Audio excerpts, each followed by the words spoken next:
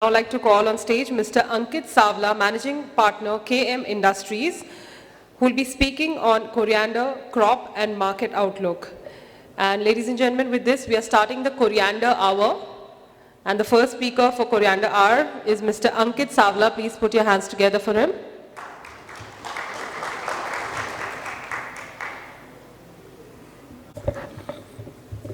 Good afternoon everyone. ये post lunch session है तो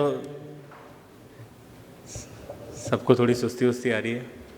anyways, myself Ankit Sanwala and I represent KM Industries. We have started this coriander and spices business. It's a third generation business और हम लोग mainly cold storage, warehousing और supply of spices में deal कर रहे हैं। मैं धन्यवाद देना चाहूँगा NNS मीडिया का कि उन्होंने ये मुझे अवसर दिया यहाँ पर अपनी बात रखने का। पिछले 4-5 सालों से कंटिन्यूसली कोरिएंडर पर मुझे बोलने का अवसर दिया जाता है, इसके लिए भी NNS मीडिया का बहुत बहुत धन्यवाद। सुबह वाले सेशन में अजय जी ने बताया धनिये और सभी स्पाइसेस के ट्रेंड एनालिसिस के बारे में, तो डाटास पे ना जाते हुए ज़्यादा मैं कुछ दूसरी चीज़ों पर आपका प्रकाश डालना चाहूँगा। कोरिएंडर एज ए कमोडिटी या कोई भी कमोडिटी अपनी एक नोशनल वैल्यू रखती है। अभी मैं हमारे साथी से बात कर रहा था तो मैं यही पूछ रहा था कि पिछले 10 सालों में धनिये का मशीन क्लीन का भाव नीचे में क्या रेट हुआ है और ऊपर में क्या रेट हुआ है, तो हम यही बात कर रहे थे। तो पिछले 10 सालों का अगर एनालिसिस करें तो 10 सालों के अंदर ऑन एन एवरेज 65 से 70 रुपये मशीन क्लीन ईगल बिल्टी, मतलब धनिये की जो वैरायटी है, जो सबसे पॉपुलर वैरायटी है, 65 से 70 रुपये नीचे में बिकी है और 135 से 140 रुपये ऊपर में बिकी है। अब इन 10 सालों में अगर हम नोशनल वैल्यू निकालें किसी भी प्रोडक्ट की तो एक बात समझ में आती है कि अगर ये 115-20 रुपये बिकता है तो यहाँ पर प्राइजेस पे प्रेशर है, और अगर 60-65 रुपये या 55 रुपये मंडियाँ बिकती है तो यहाँ पर फार्मिंग में प्रेशर है। इसके बीच में धनिये का ट्रेड पिछले 10 सालों से हो रहा है और इसकी प्राइस आउटलुक का भी अब अगला सेशन होने वाला है, तो उसमें काफ़ी डिस्कशन होने वाला है कि क्या प्राइजेस हो सकते हैं, कितनी तेज़ी कितनी मंदी हो सकती है, तो वो अभी अपन अगले सेशन में करेंगे, नहीं तो ओवरलैपिंग हो जाएगी चीज़ों की। जहाँ तक कि फसल की स्थिति बात करें तो अभी फसल बहुत बढ़िया स्थिति में है और अलग अलग जहाँ पर भी बात की जाती है सभी लोगों से तो पिछले सालों से कुछ कम ही फसल की जानकारी अभी तक मिल रही है। स्टॉक और कैरी फॉरवर्ड स्टॉक और प्रोडक्शन का एनालिसिस अगर किया जाए तो इसको 3 साल के फ्रेम में देखें तो ज़्यादा अच्छा समझ में आएगा। ये 2022 ऐसा साल था जिसमें काफ़ी हाई धनिये ने लगाया और उसके बाद ऑलमोस्ट कैरी ऑन जो थे वो काफ़ी कम मात्रा में रह गए थे।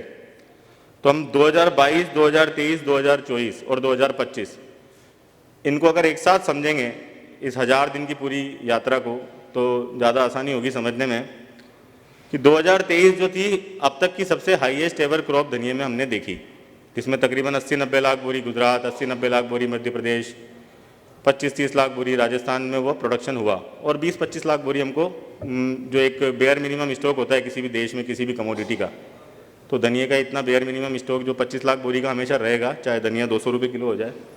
तो वो स्टॉक के साथ अगर हम देखते हैं तो 2023 में हमारे पास जो अवेलेबिलिटी थी टोटल वो तकरीबन 2.25 करोड़ बोरी की हमारे पास थी, और चूंकि पाइपलाइन खाली थी तो उस साल डिमांड भी अच्छी थी और प्राइजेस भी काफ़ी नीचे थे, तो तकरीबन 150 लाख बैग उस साल एक्चुअली कंजम्पशन में गया। उसमें आप एक्सपोर्ट के नंबर भी बहुत अच्छे थे और कुछ अगर प्राइजेस डाउन होती हैं तो थोड़ा कंजम्पशन भी सुधरता है उस कमोडिटी का। तो उस हिसाब से देखें तो 2024 में हमारे पास जो कैरी ऑन आया वो तकरीबन 85 से 90 लाख बोरी हमको कैरी ऑन मिला, और 2024 में जो फसल लगता है लगभग 1 करोड़ बोरी से 1 करोड़ 10 लाख बोरी का पैदावार हुआ MP, गुजरात और राजस्थान मिला के। ये मेरा पर्सनल फिगर है, लोगों का कॉन्ट्राडिक्शन हो सकता है इसको लेके, पर ये मेरा पर्सनल सोच है कि टोटल मिला के 2024 जो अभी बीता साल निकला है हमारे पास तकरीबन कैरी ऑन और नया प्रोडक्शन मिला के 180-90 लाख बोरी धनिये का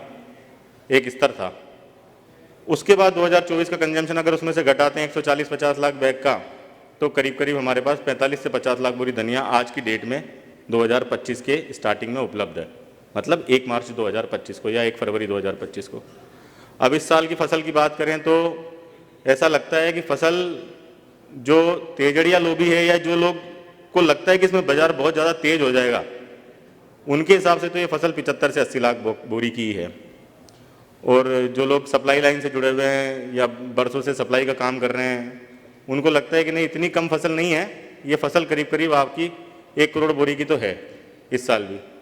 पर उन दोनों को भी अगर क्लब करें तो भी ये फसल का जो फिगर है वो इस साल 1.5 करोड़ बोरी से ज़्यादा नज़र आता तो नहीं है।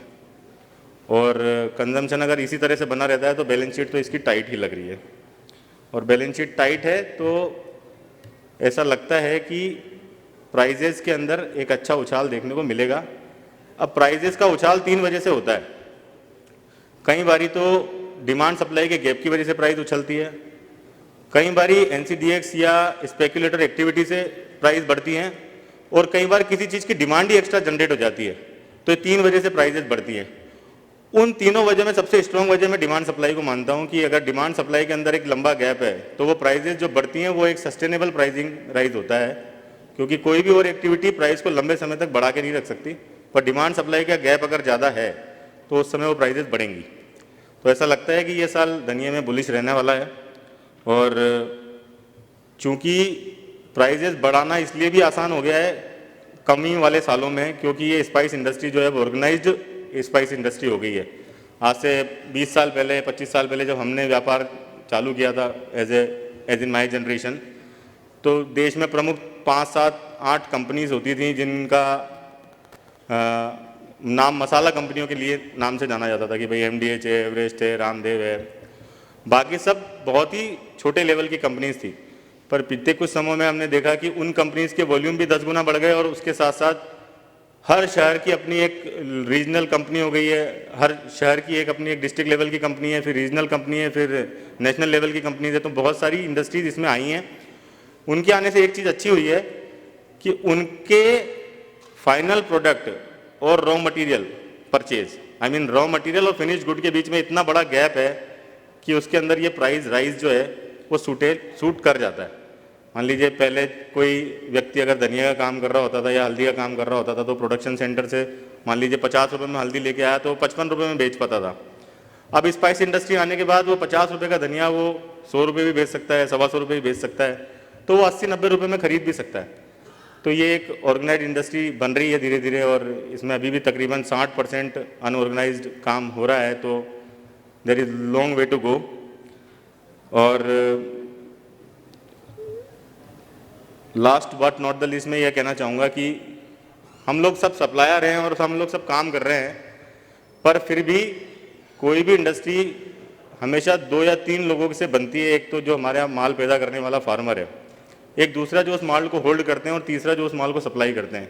तो तीनों ही अपने आप में बहुत ही इंपॉर्टेंट चैनल मेंबर हैं। और अगर ये सोचा जाए कि होल्डिंग करना गलत है तो होल्डिंग करना भी गलत नहीं है, क्योंकि इसलिए गलत नहीं है कि जब आपकी स्केर्सिटी होगी माल की तो आप माल कहाँ से लाएंगे सप्लाई करने के लिए।